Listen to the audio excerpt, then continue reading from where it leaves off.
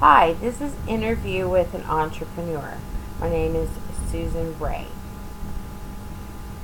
I'm introducing to you Jonathan Kirkendall, MA, LPC. He has over 20 years of working with people struggling with anxiety, depression, stress, trauma, grief, and life transformations. One of the questions I asked Jonathan was, how did the idea for your business come about? When he was a kid, he always wanted to be either a doctor or a teacher and kept fluctuating between the two. In his 20s, I had an exceptional experience with psychotherapy, and suddenly one day it just hit him that it was the perfect fit for him.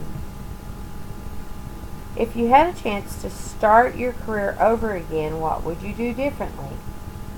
He told me that he would tell people now the same if they asked the same question, that he would probably go into nursing school or become a psychiatric nurse practitioner. But back in the 80s, they didn't really have a need for that. How do you build a successful client base? And the first thing he told me was word of mouth.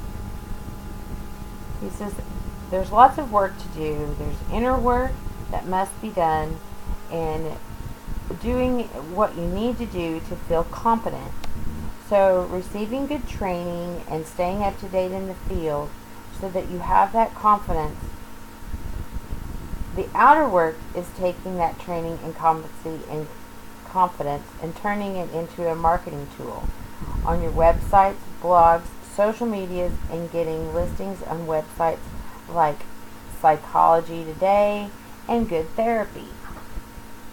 Once the work is done, all it takes is trusting your clients to refer you to their friends.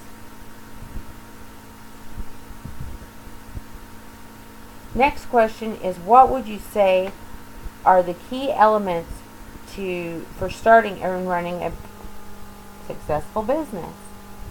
Initially, one has to have confidence in oneself. This means some deep understanding and acceptance of that it is worth putting yourself out there, and that if it does not work, you can deal with whatever comes up and start over.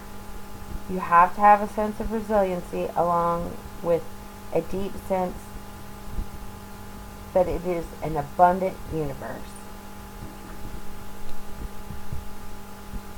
Where do you see yourself and your business in the next 5 years?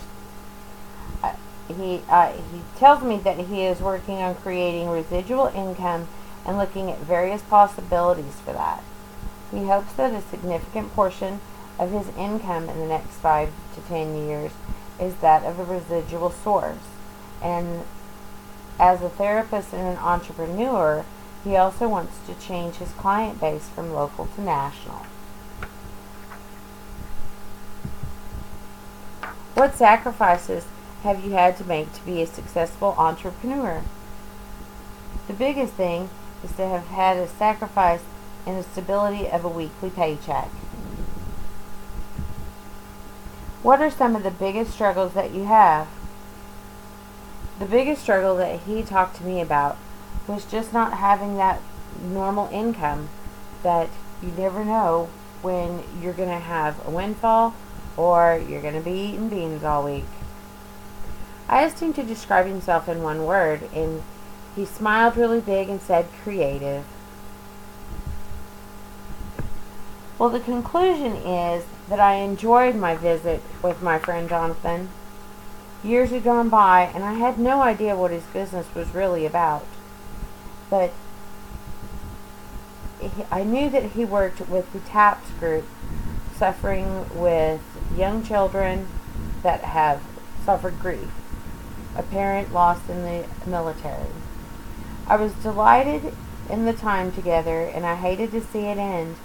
But however, I took away from the business owner conversation that income is an iffy thing. Therefore, when putting together my business plan, I will mention that there must be a healthy amount of savings before I quit my 8 to 5 form of employment